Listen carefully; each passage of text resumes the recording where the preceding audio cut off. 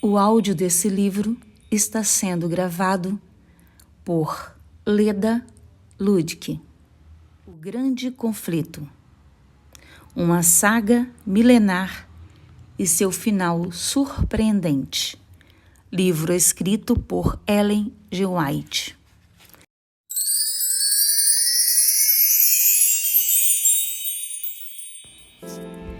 Que bom que você separou este tempo para estar aqui comigo, para a leitura do livro O Grande Conflito.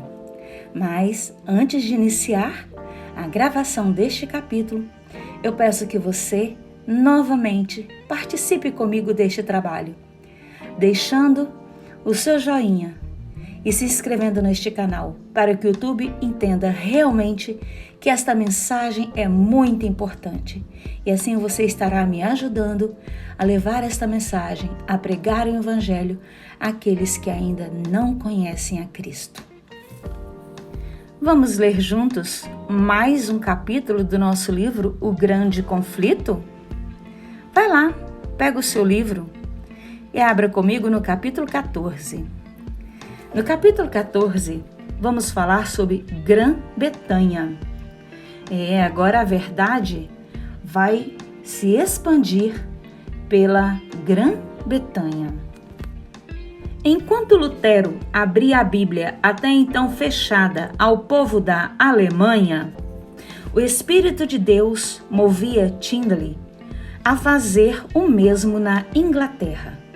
Wycliffe havia traduzido a Bíblia do texto em latim, o qual continha muitos erros.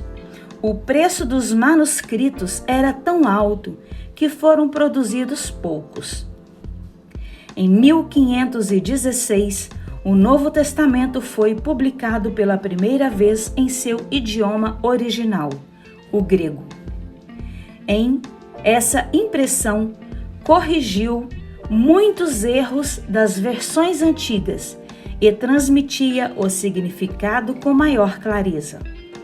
Levou muitos dos eruditos a terem um conhecimento maior da verdade e deu nova energia à obra da reforma. Em grande parte, porém, o povo comum continuava excluído da palavra de Deus. Tyndale completaria a obra de Wycliffe de dar a Bíblia ao povo da Inglaterra. Ele pregava destemidamente suas convicções. Ao argumento católico de que a Igreja dera a Bíblia e somente ela podia explicá-la, Tyndale respondia: longe de dar as Escrituras, são vocês que as têm escondido de nós. São vocês que queimam aqueles que as ensinam, e se pudessem, queimariam a própria Bíblia também. A pregação de Tyndale despertou muito grande interesse, mas os padres tentaram destruir sua obra. O que pode fazer? Exclamou. Não posso estar em todos os lugares. Se os cristãos tivessem as Sagradas Escrituras no próprio idioma, eles mesmos seriam capazes de resistir a esses enganadores astutos. Sem a Bíblia, é impossível firmar o povo na verdade. Um novo propósito tomou conta da sua mente. O Evangelho não deveria falar a língua da Inglaterra entre nós? Ao meio-dia, deveria a Igreja ter menos luz do que na aurora, quando surgiu? Os cristãos devem ler o Novo Testamento em sua língua materna. Somente por intermédio da Bíblia, o povo conseguiria chegar à verdade. Em uma discussão com Tyndale, um católico culto exclamou: ficaríamos melhor sem as leis de Deus do que sem as leis do Papa. Tyndale respondeu: Desafio o Papa e todas as suas leis. E se Deus poupar minha vida, em poucos anos garantirei que um garoto que conduz o arado saiba mais da Bíblia do que você. Na língua do povo. Expulso de casa pela perseguição, Tyndale foi para Londres e por um tempo trabalhou sem ser perturbado. Mais uma vez, porém, os oficiais católicos o forçaram a ir embora. Toda a Inglaterra parecia fechada contra ele. Na Alemanha, ele começou a publicar o Novo Testamento em inglês. Quando era proibido de imprimir em uma cidade, ia para outra. Por fim, chegou ao Worms, onde Lutero havia defendido o Evangelho perante a Assembleia alguns anos antes. Havia muitos amigos da Reforma naquela cidade. 3.000 exemplares do Novo Testamento logo foram concluídos e uma nova edição se seguiu. A palavra de Deus foi levada em segredo para Londres e circulou pelo país inteiro. Autoridades católicas tentaram reprimir a verdade, mas falharam. O bispo de Durham comprou o estoque inteiro de um vendedor com a intenção de queimar as Bíblias, achando que isso pudesse prejudicar a obra. Mas o dinheiro que a venda proporcionou comprou o material para a produção de uma nova edição de melhor qualidade. Posteriormente, quando Tyndale foi preso, ofereceram-lhe a liberdade caso revelasse o nome daqueles que o ajudaram com as despesas de publicação das Bíblias. Ele respondeu que o bispo de Durham fizera mais do que qualquer outro, ao pagar um alto valor pelos livros que havia em estoque. Tyndale finalmente testemunhou da fé com a morte de mártir, mas as armas que preparou capacitaram outros soldados a batalharem ao longo dos séculos, até chegar os nossos dias. Latimer disse no púlpito que a Bíblia deveria ser lida na língua do povo. Não escolhamos nenhum caminho lateral, mas permitamos que a palavra de Deus nos dirija. Não sigamos os passos dos nossos pais, nem busquemos aquilo que eles fizeram, mas o que deveria ser feito.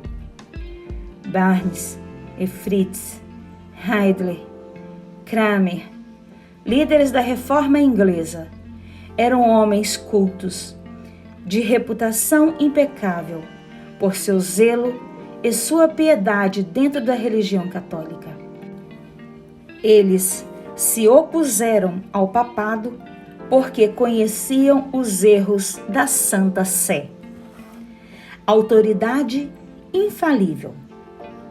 O grande princípio que esses reformadores defendiam, o mesmo dos valdenses de Wycliffe, Rose, Lutero, Zwingli e seus seguidores, era a autoridade infalível das Escrituras. Era pelos ensinos da Bíblia que testavam todas as doutrinas e afirmações.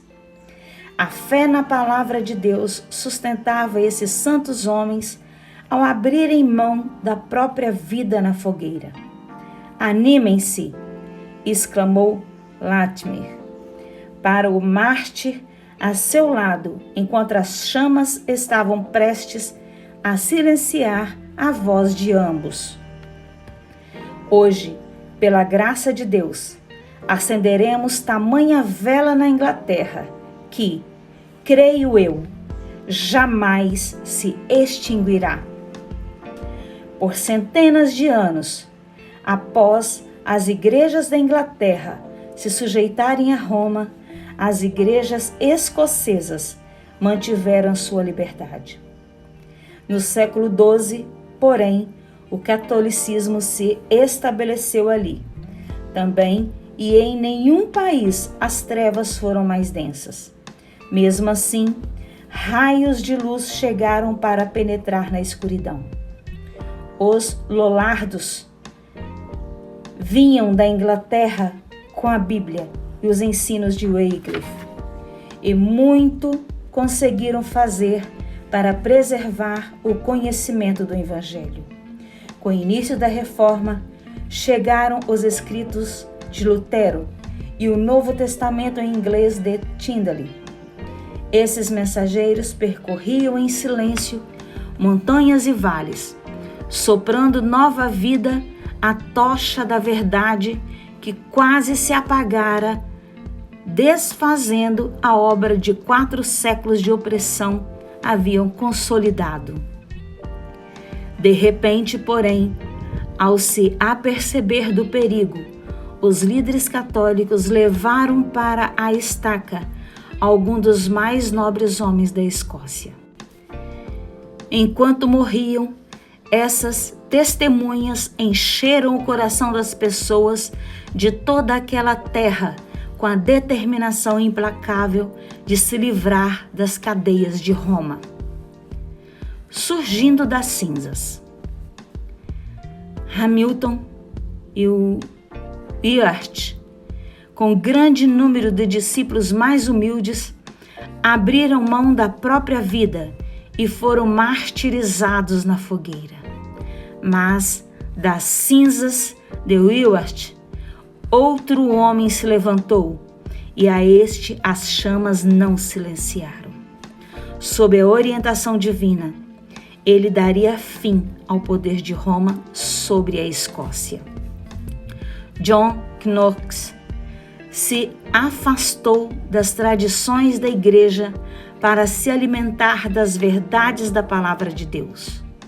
Os ensinos de Ewart afirmaram sua decisão de abandonar Roma e se unir aos reformadores perseguidos. Seus amigos insistiram para que pregasse, mas ele tremia de medo diante dessa responsabilidade. Somente após dias dolorosos, conflitos interior, que Knox consentiu.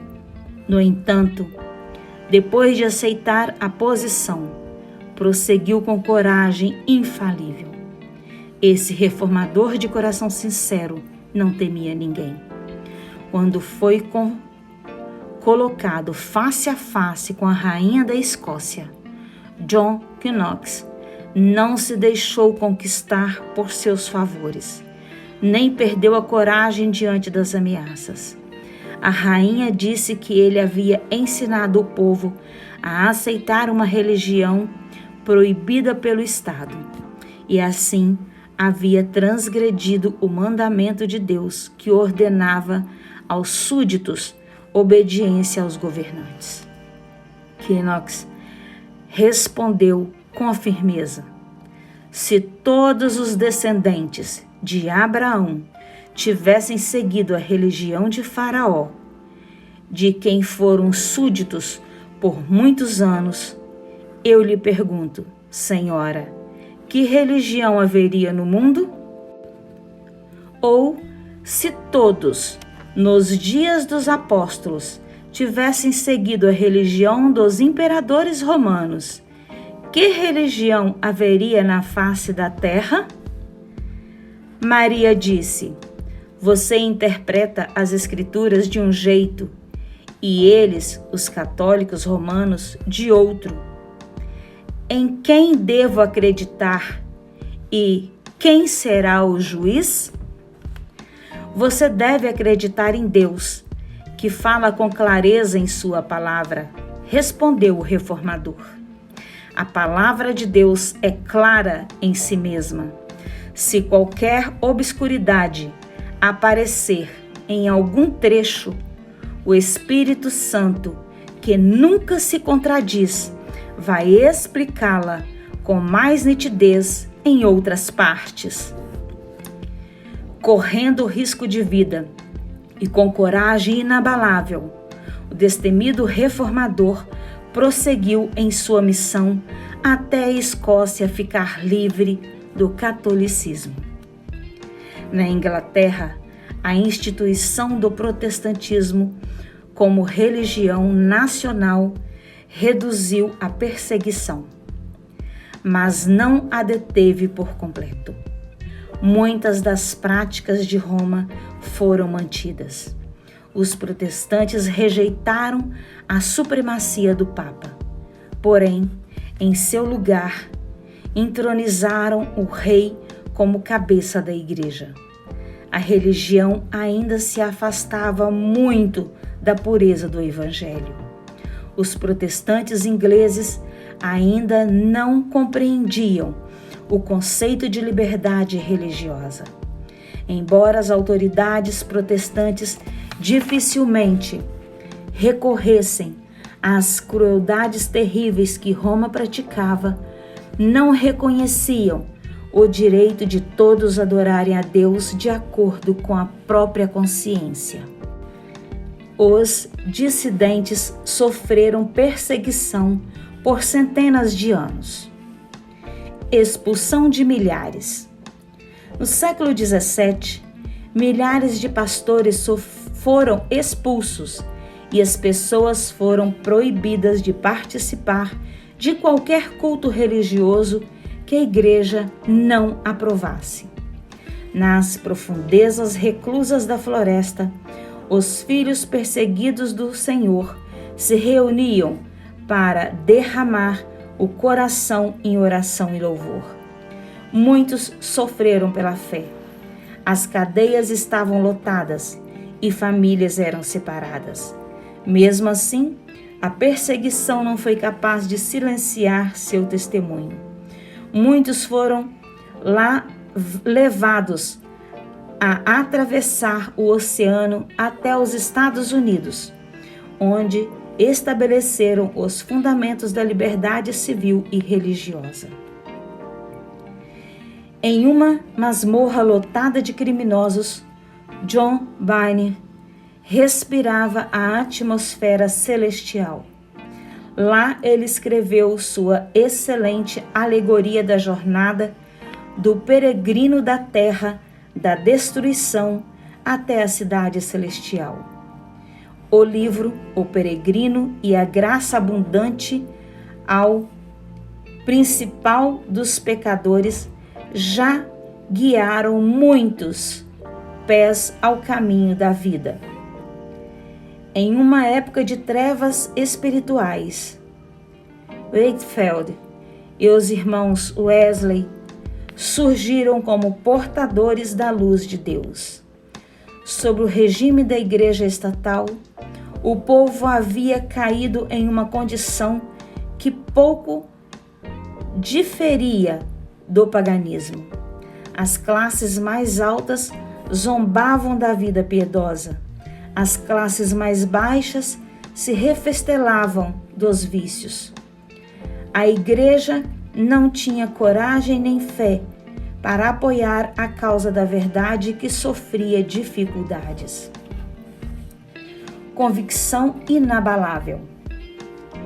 As pessoas haviam praticamente perdido de vista a grande doutrina da justificação pela fé que Lutero ensinara com tanta clareza.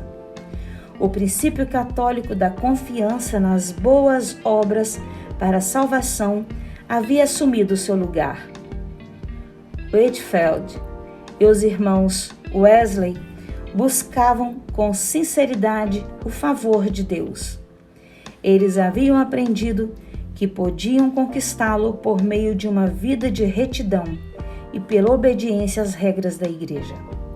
Certa vez, quando Carlos Wesley adoeceu e esperava a morte em breve, alguém lhe perguntou o que o levava a ter esperança de vida eterna. Ele respondeu: despendi meus melhores esforços para servir a Deus. O amigo Não parecia muito satisfeito com a resposta. Wesley pensou: o quê? Ele vai tirar de mim os meus esforços? Não tenho nada mais em que confiar. Era nesse tipo de escuridão que a igreja havia caído, afastando as pessoas de sua única esperança de salvação, o sangue do Redentor crucificado. Wesley e seus companheiros chegaram à compreensão de que a lei de Deus estende aos pensamentos tanto quanto as palavras e as ações. Por meio de esforços zelosos e em atitude de oração, tentavam subjugar os males do coração natural. Levavam uma vida de humilhação e negação do eu, seguindo com cuidado todas as práticas que imaginavam ser capazes de ajudá-los a se tornar santos, o bastante para ganhar o favor divino.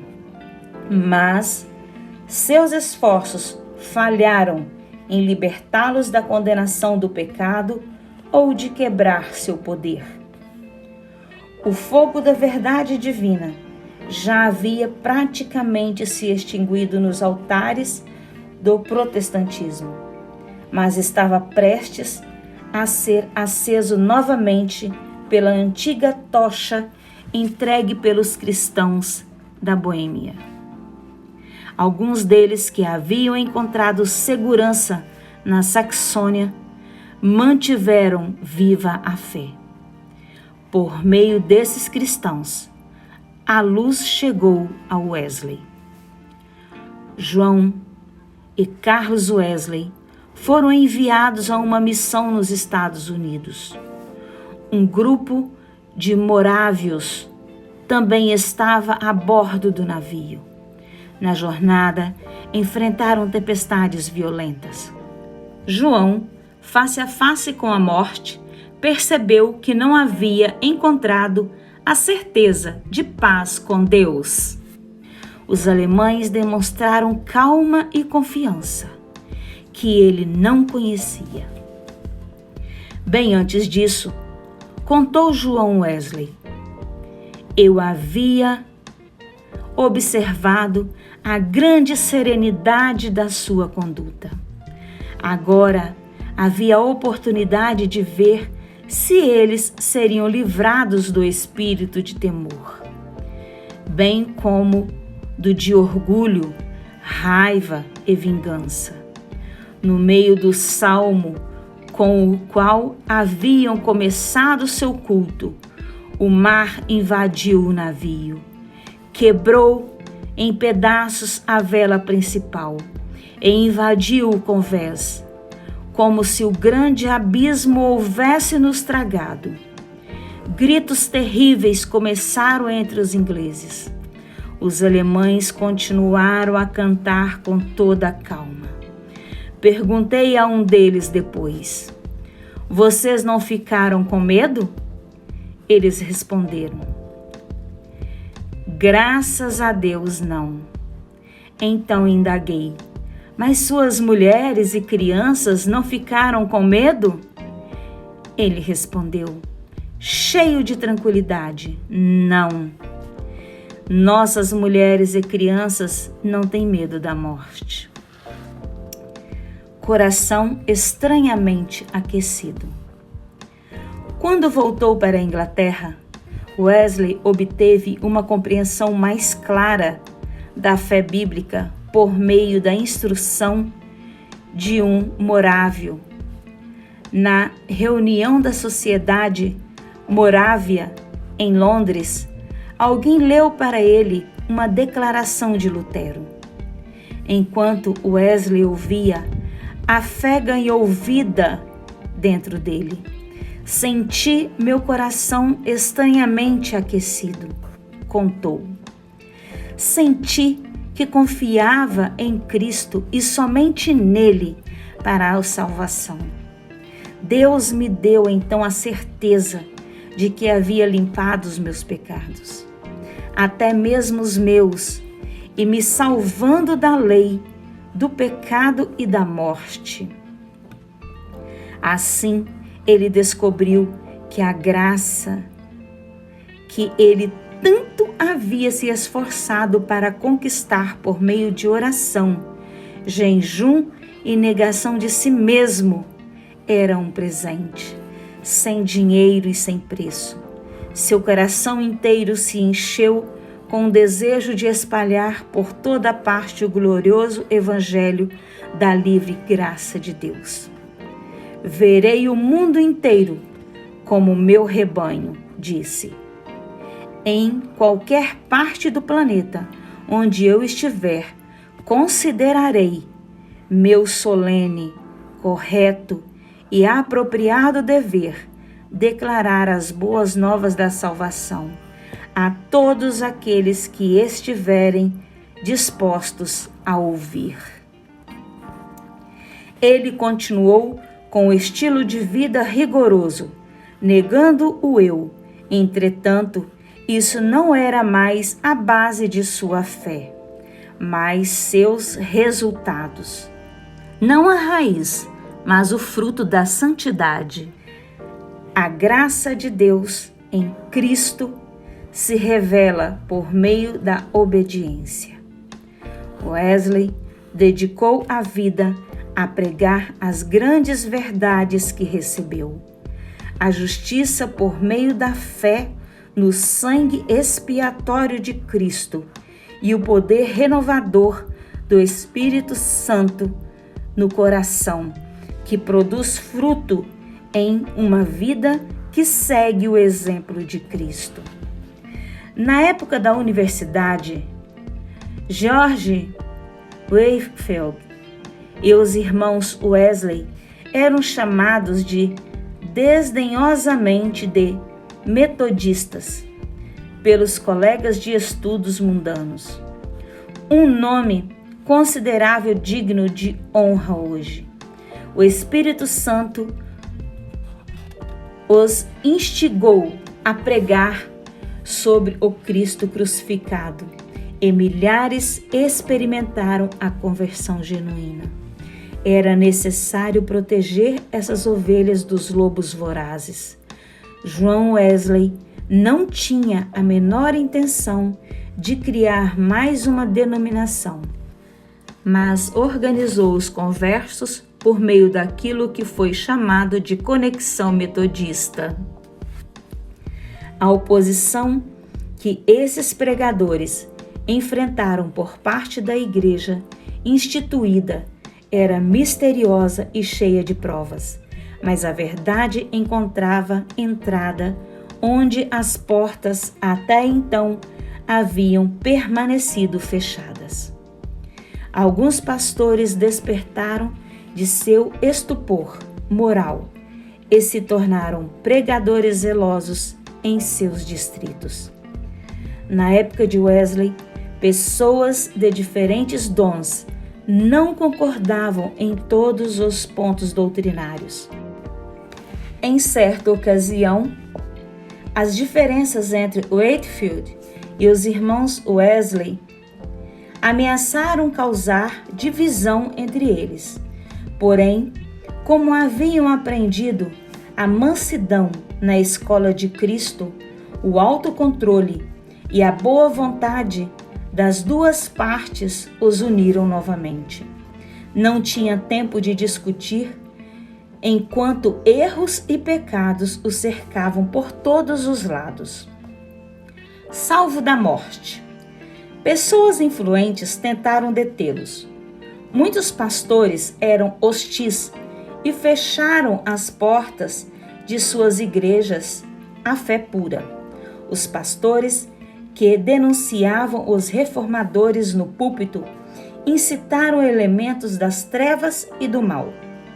John Wesley foi poupado da morte, vez após vez, por milagre da misericórdia divina.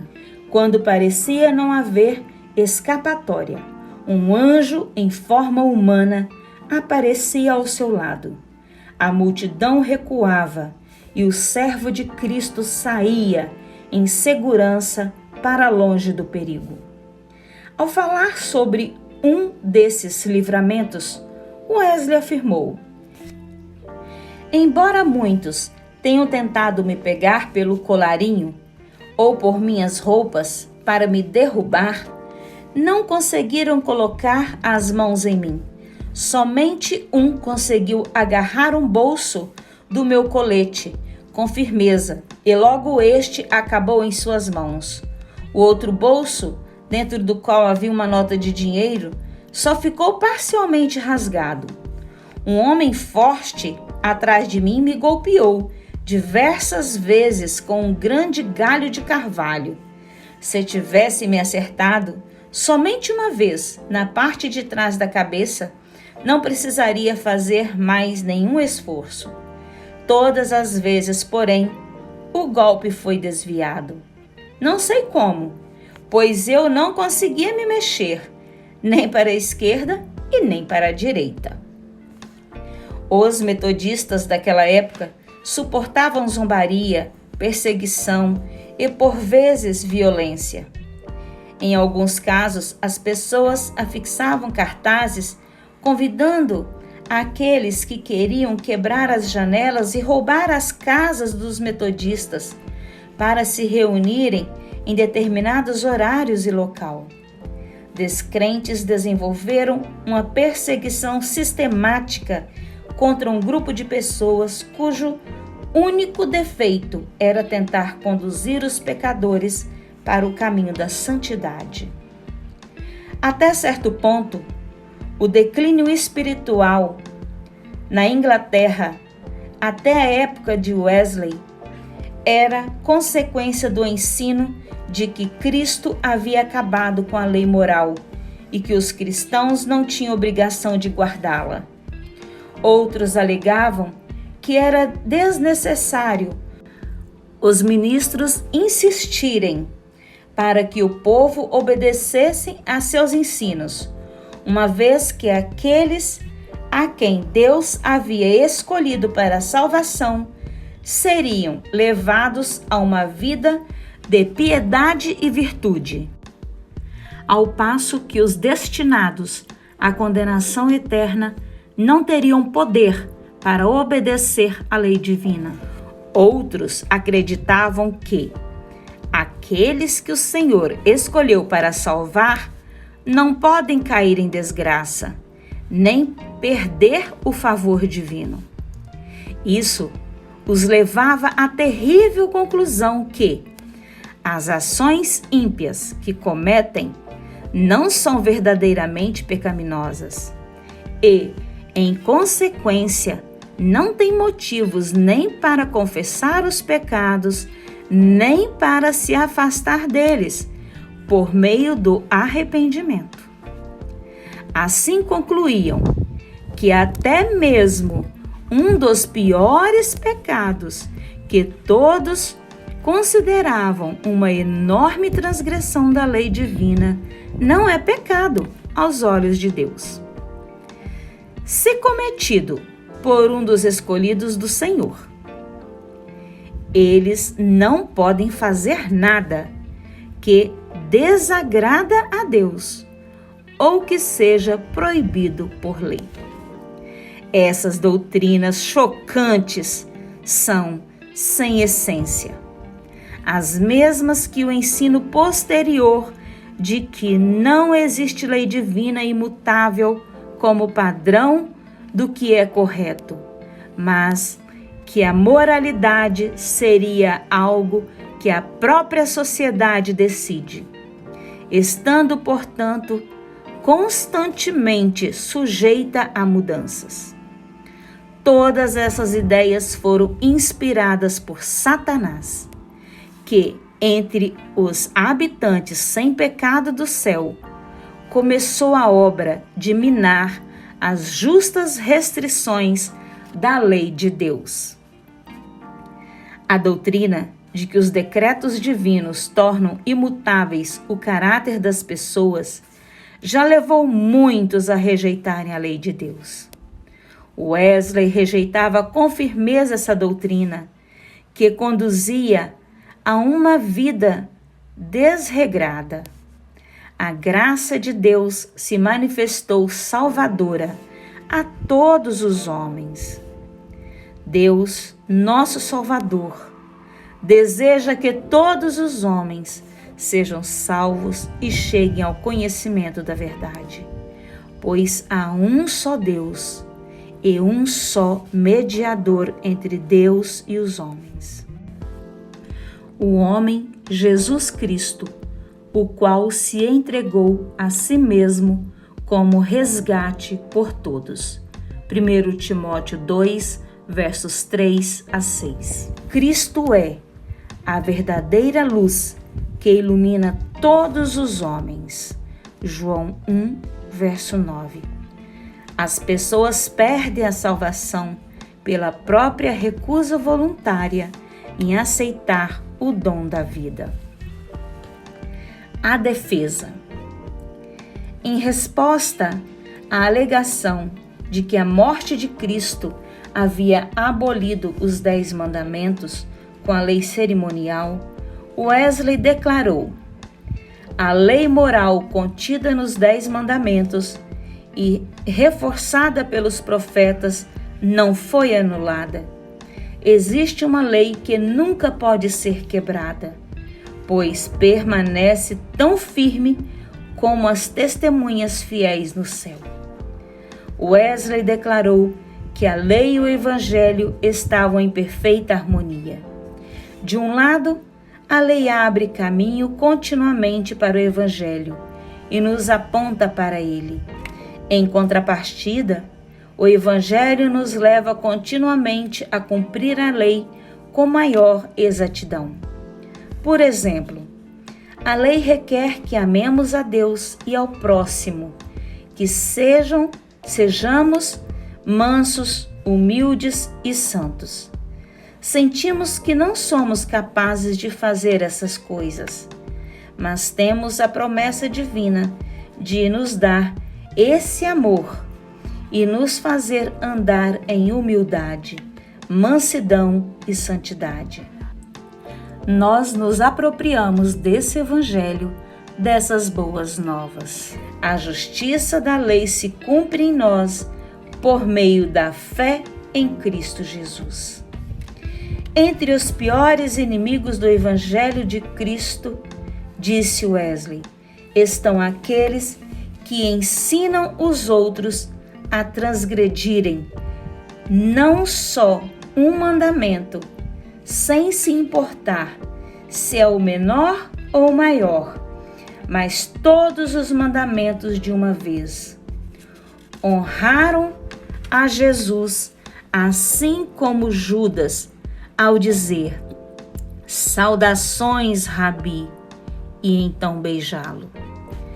Não é nada menos que traí-lo como um beijo, falar de seu sangue ao mesmo tempo em que se tira sua coroa, fazendo pouco de qualquer parte da sua lei sob a pretensão de fazer avançar seu evangelho.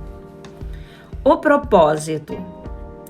Para aqueles que afirmavam que a pregação do evangelho cumpre todos os propósitos da lei, Wesley respondia: ela não cumpre o primeiro propósito da lei, que é convencer as pessoas do pecado e despertar aqueles que ainda estão adormecidos à beira do inferno.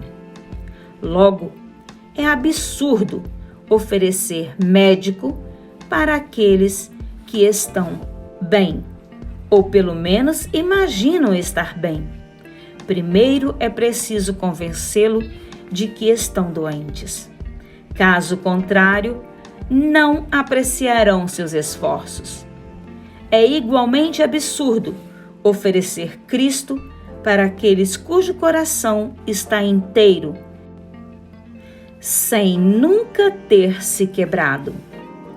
Enquanto pregava o evangelho da graça de Deus, Wesley, assim como seu mestre Jesus, tentava tornar grande e glorioso a sua lei, Isaías 42, verso 21. E ele viveu o suficiente para ver os magníficos resultados ao final dos mais de 50 anos que dedicou ao ministério.